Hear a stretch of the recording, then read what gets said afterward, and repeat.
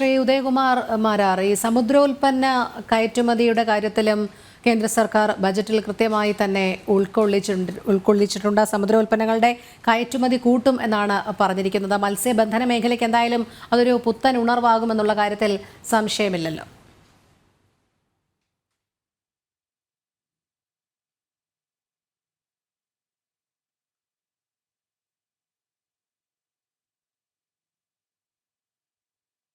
ശ്രീ ഉദയകുമാർ കേൾക്കുന്നുണ്ടോ?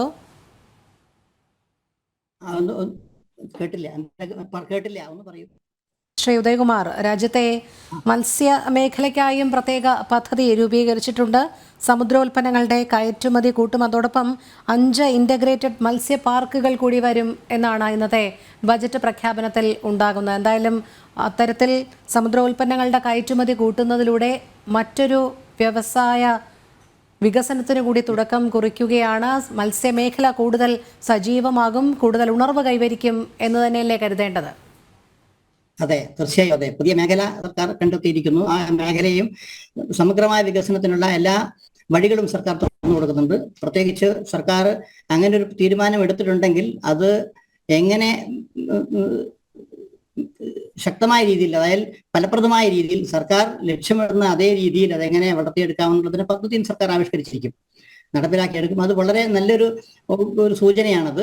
പുതിയ മേഖലയെ, സമുദ്രമേഖല അവഗണിക്കപ്പെട്ടുവെന്ന് പലപ്പോഴും നമുക്ക് തോന്നാറുണ്ട്. അല്ലെങ്കിൽ അങ്ങനെ ഒരു മേഖല, ഒരു വ്യവസായ മേഖലക്കകത്ത് സമുദ്രമേഖല ഒരു പ്രത്യേകിച്ച് ഐഡന്റിറ്റി ഒന്നും ഇല്ലാതിരുന്ന, എന്നാൽ അവഗണിക്കപ്പെട്ട മേഖലയായിരുന്നു.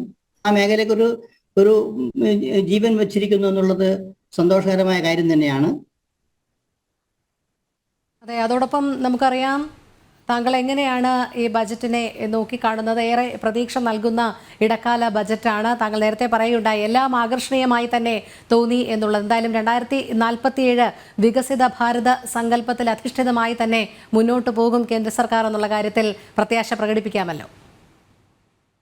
അതെ, 2047 മുൻപ് തന്നെ, ഒരുപക്ഷെ അടുത്ത 10 വർഷത്തിനിടയിൽ തന്നെ നമ്മുടെ സ്വപ്നം സാക്ഷാത്കരിക്കപ്പെടാം.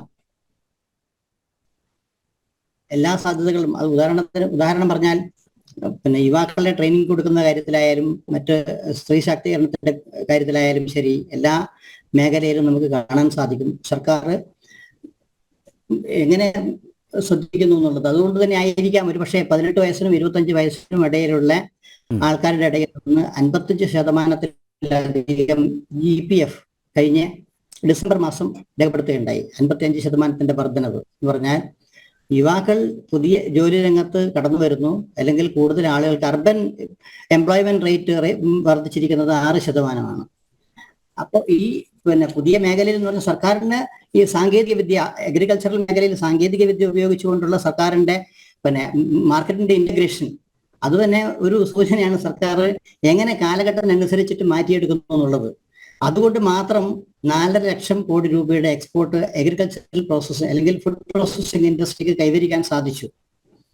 ഫുഡ് പ്രോസസ്സിംഗ് ഇൻഡസ്ട്രിക്ക് അങ്ങനെ ഒരു എക്സ്പോർട്ട് 4.5 ലക്ഷം കോടി രൂപയുടെ എക്സ്പോർട്ട് ഉണ്ടാക്കാൻ സാധിച്ചു എന്ന് പറഞ്ഞാൽ അർത്ഥം ഗ്രാമീണ മേഖലയിൽ തൊഴിൽ സാധ്യതകൾ വളരെയധികം വർദ്ധിച്ചു എന്നുള്ളതാണ്.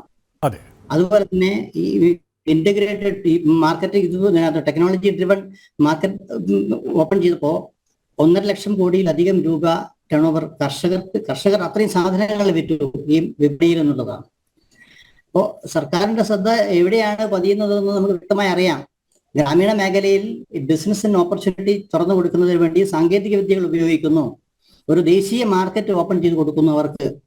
അപ്പൊ ഇതൊക്കെ ഒരു നല്ല സൂചനയായി തന്നെയല്ലേ നമുക്ക് കാണേണ്ടത്. ഇതിന് രാഷ്ട്രീയപരമായ മുൻവിധിയോടുകൂടി ഒരു പക്ഷേ ഇതിനെ മറ്റു പലതരത്തിലുള്ള കുറ്റങ്ങളും കണ്ടുപിടിക്കാൻ സാധിക്കും. പക്ഷെ അങ്ങനെയല്ലോ കാര്യങ്ങൾ. നമ്മൾ എന്തൊക്കെയാണോ സാധ്യത, ലോകം തുറന്നു കൊടുക്കുന്ന സാധ്യതകൾ എന്തൊക്കെയാണോ അത് സാധാരണക്കാർക്ക് കൂടി ഉപയോഗപ്രദമാകുന്ന രീതിയിൽ അവർക്ക് കൂടി അത് കൃത്യമായി അനുഭവിക്കാനും അതിലൂടെ വളർച്ച പ്രാപിക്കാനും കഴിയുന്ന രീതിയിലുള്ള ഒരു ഇടപെടലുള്ള ഒരു അവസരം കൂടി ഈ ഒരു ബഡ്ജറ്റ് നൽകുകയാണല്ലേ? അതെ, നൽകിയിട്ടുണ്ട്, തീർച്ചയായും നൽകിയിട്ടുണ്ട്. കാരണം സർക്കാരിനറിയാം ഗ്രാമീണ മേഖലയിൽ ഒരുപാട് വികസന സാധ്യതകളുണ്ട്. ഈ ഗ്രാമീണ മേഖലയുടെ വികസന സാധ്യതകളെ സർക്കാരിന്റെ സഹായത്തോടു കൂടി മാത്രമേ നമുക്ക് എക്സ്പ്ലോയിറ്റ് ചെയ്യാൻ കഴിയൂ. അപ്പൊ അങ്ങനെ ഒരു അത്രയും സൂക്ഷ്മമായി ഗവൺമെന്റ് ശ്രദ്ധിക്കുന്നു, അല്ലെങ്കിൽ സാങ്കേതിക വിദ്യ അവർക്ക് കൂടി പ്രാപ്തമാകുന്ന രീതിയിൽ സർക്കാർ നയം രൂപീകരിക്കുന്നു, അതിനുവേണ്ടിയുള്ള സൗകര്യങ്ങൾ ഒരുക്കി കൊടുക്കുന്നു എന്നൊക്കെ പറയുന്നത് യഥാർത്ഥത്തിൽ ഒരു സാധാരണ എന്താ പറയുന്നത്, രാഷ്ട്രീയ തലത്തിൽ ചർച്ച ചെയ്യപ്പെടാത്ത വിഷയമാണ്. പക്ഷേ അതിന്റെ ഗുണഭോക്താക്കൾക്കറിയാം അവരെങ്ങനെ അതുകൊണ്ട് ജീവിതത്തിൽ വിജയിക്കുന്നു എന്നുള്ളത്. അതെ, നേരത്തെ പറഞ്ഞതുപോലെ തന്നെ ഈ ലോകത്തിൻ്റെ 5 സാമ്പത്തിക ശക്തികളിലൊന്നായി ഭാരതം മാറിക്കഴിഞ്ഞു. ഒരു വികസ്വര രാജ്യം എന്ന നിലയിൽ നിന്ന് ഒരു വികസിത രാജ്യം എന്ന ഒരു മുൻഗണനാ പട്ടികയിലേക്ക് രാജ്യം ചേർത്തപ്പെട്ട ഒരു കാലഘട്ടത്തിലാണ് ഈ രണ്ടാം നരേന്ദ്രമോദി സർക്കാരിൻ്റെ അവസാന ബഡ്ജറ്റ് ഡോക്ടർ നിർമ്മല സീതാരാമൻ അവതരിപ്പിച്ചത് എന്നത് ശ്രദ്ധേയമാണ്. ഒപ്പം ഒരു ഭരണ തുടർച്ച 2024 വീണ്ടും നരേന്ദ്രമോദി സർക്കാർ അധികാരത്തിലെത്തും. അത്തരത്തിലുള്ള ഒരു ഭരണ തുടർച്ച ഉറപ്പാക്കിക്കൊണ്ടുള്ള ഒരു ബഡ്ജറ്റ് കൂടിയാണ്. കാരണം എന്തൊക്കെയാണോ ബഡ്ജറ്റിലൂടെ വിഭാവനം ചെയ്യുന്നത് അത് വെറുതെ പറഞ്ഞു പോവുകയല്ല. ഭരണ തുടർച്ച സ്വാഭാവികമായും ഉണ്ടാകും. ജനങ്ങളുടെ 100% ഉറപ്പ് നരേന്ദ്രമോദി സർക്കാരിനുണ്ട്. ആ നരേന്ദ്രമോദി സർക്കാർ വികസനപരമായിട്ടുള്ള നേട്ടങ്ങളെ പുതിയ ബഡ്ജറ്റിലൂടെ എത്തിപ്പിടിക്കും. അത്തരത്തിലുള്ളൊരു നിശ്ചയദാർഢ്യത്തോടെയുള്ള ഒരു ബഡ്ജറ്റാണെന്ന് പറയാമല്ലേ? ഇല്ല, ഭരണ തുടർച്ച ഉറപ്പാക്കുന്നതിന് വേണ്ടിയുള്ള ബജറ്റാണ് ഇതൊന്നും നമുക്ക് പറയാൻ കഴിയില്ല. രാഷ്ട്രീയപരമായി അതിനങ്ങനെ പറയാൻ കഴിയില്ല. പക്ഷെ ഭരണ തുടർച്ച ഉറപ്പാണ്. അത് സർക്കാരിന് അറിയാതിരിക്കുകയോ ചെയ്യട്ടെ. പക്ഷേ ബജറ്റ് എന്നുള്ളത് അത്തരം പ്രതീക്ഷകളോടുകൂടി അവതരിപ്പിച്ചൊരു ബജറ്റ് അല്ല. രാഷ്ട്രത്തിന്റെ സമഗ്രമായ വികസനമാണ് സർക്കാരിന്റെ ലക്ഷ്യമെന്ന് സൂചിപ്പിക്കുന്ന ബജറ്റാണ് അത്. രാഷ്ട്രീയമായി യാതൊരു തരത്തിലും അതുകൊണ്ടാണല്ലോ പാർലമെന്റിൽ 1 മണിക്കൂർ നേരം ഒരിക്കലും പ്രതിപക്ഷം നിശബ്ദമായി ഇരിക്കാത്ത പ്രതിപക്ഷത്തിന് ഇരിക്കേണ്ടി വന്നത്. പ്രതിപക്ഷം അതെ, ഇവിടെ സൂചിപ്പിച്ചത് ഒരു ഭരണ തുടർച്ച അവകാശപ്പെടുന്നു എന്നല്ല. സ്വാഭാവികമായും ഭരണ തുടർച്ച ഉണ്ടാകും. അത് ജനങ്ങൾക്കറിയാം, സർക്കാരിനറിയാം. അതിലൂടെ എന്തൊക്കെയാണോ ലക്ഷ്യം വെച്ചിരിക്കുന്നത്, എന്തൊക്കെയാണ് വിഭാവനം ചെയ്തിരിക്കുന്നത്, അത് പുതിയ സർക്കാരിലൂടെ ജനങ്ങളിലേക്ക് എത്തിക്കാം, പ്രവൃത്തി പഥത്തിൽ എത്തിക്കാം എന്നുള്ള ഒരു ആത്മവിശ്വാസം സ്ഫുരിക്കുന്ന ഒരു ബഡ്ജറ്റാണ് ഇന്ന്, അല്ലേ? അതെ, തീർച്ചയായും. കാരണം കഴിഞ്ഞ 10 വർഷത്തിനിടയിൽ സർക്കാർ എന്തൊക്കെ വിഭാവനം ചെയ്തോ അതൊക്കെ നേടിയെടുത്തിട്ടുണ്ട്. അതെ, അതൊക്കെ നേടാൻ സാധിച്ചിട്ടുണ്ട്. ഒരു പക്ഷേ പലരുടെയും കണക്കൂട്ടലിന്റെ മേലെയായിരുന്നു യഥാർത്ഥത്തിൽ അതിന്റെ ഫലം ഉണ്ടായിരുന്നത്. ഒരിക്കലും 10 വർഷം മുൻപ് ഒരാൾ അങ്ങനെയൊന്നും പ്രതീക്ഷിച്ചിരുന്നില്ല. അതുകൊണ്ടാണല്ലോ പല ആളുകളും സർക്കാരിനെ കുറിച്ച് പലതും പറഞ്ഞപ്പോഴും പിന്നീട് സാവധാനത്തിൽ അവരൊക്കെ നിശബ്ദമായി. ഏതൊക്കെ സാമ്പത്തിക വിദഗ്ധന്മാര്, ഉദാഹരണം പറഞ്ഞ രഘുരാം രാജനെ പോലുള്ള ആളുകൾ സർക്കാരിനെതിരായിട്ട് വളരെ രൂക്ഷമായ വിമർശനം നടത്തിയിരുന്നു. ഇടയിൽ അടുത്ത കാലം വരെ ഏകദേശം 1 വർഷം മുൻപ് വരെ അദ്ദേഹം ഇതേക്കുറിച്ച് ഇങ്ങനെ സർക്കാരിന് ഈ ലക്ഷ്യം കൈവരിക്കാൻ കഴിയില്ല എന്നൊക്കെ പറയുന്നുണ്ടായിരുന്നു. 2013 അദ്ദേഹം റിസർവ് ബാങ്കിന്റെ ചുമതല എടുത്തതിന് ശേഷം എന്തൊക്കെ ഈ രാജ്യത്ത് നടന്നിരുന്നു എന്നുള്ളത് പിന്നീട് 2016 അയാൾ ആ പുസ്തകത്തിൽ എഴുതിയിരുന്നത്. I do what I do എന്ന പുസ്തകത്തിനകത്ത് വളരെ കൃത്യമായി അയാൾ എഴുതിയിട്ടുണ്ടായിരുന്നു. 2013 ഞാൻ റിസർവ് ബാങ്കിന്റെ പദവി ഏറ്റെടുക്കുന്ന സമയത്ത് 1 ഓഫ് ദ 5 ഫ്രജൈൽ ഇക്കോണമി ആയിരുന്നു ഇന്ത്യ എന്നും ഇന്ത്യയുടെ റുപ്പിയുടെ വാല്യൂ അനുദിനം കുറഞ്ഞുകൊണ്ടിരിക്കുകയാണെന്നും പിന്നീട് അദ്ദേഹം പറഞ്ഞു ഗവൺമെന്റ് റീസ്ട്രക്ചർ ചെയ്തിരിക്കുന്ന ലോൺ, പുനഃസംഘടിച്ചിരിക്കുന്ന എല്ലാ ലോണിനകത്തും സംശയമുണ്ടെന്നും ഈ ലോണുകളെല്ലാം മാറ്റി പുതിയ രീതിയിലേക്ക് അതിനെ മാറ്റിയെടുക്കണമെന്നും ഇദ്ദേഹം സൂചിപ്പിച്ചതിന്റെ ഫലത്തിലായിരുന്നു പുതിയ ഗവൺമെന്റ് വന്നപ്പോൾ അസറ്റ് ക്വാളിറ്റി റിവ്യൂ വന്നതും അതിനകത്ത് എത്ര കള്ളത്തരം ഉണ്ടായിരുന്നു എന്നൊക്കെ മനസ്സിലായത്.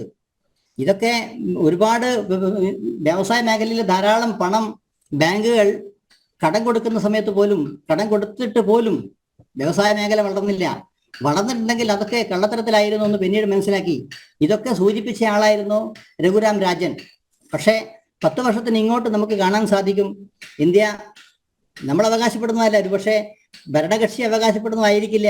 ഇന്ത്യ 5 വലിയ ഇക്കോണമിയുടെ പട്ടികയിൽ വന്നു എന്നുള്ളത് ഭരണകക്ഷി അവകാശപ്പെടുക എന്നുള്ളതല്ല, വാസ്തവം അതാണല്ലോ.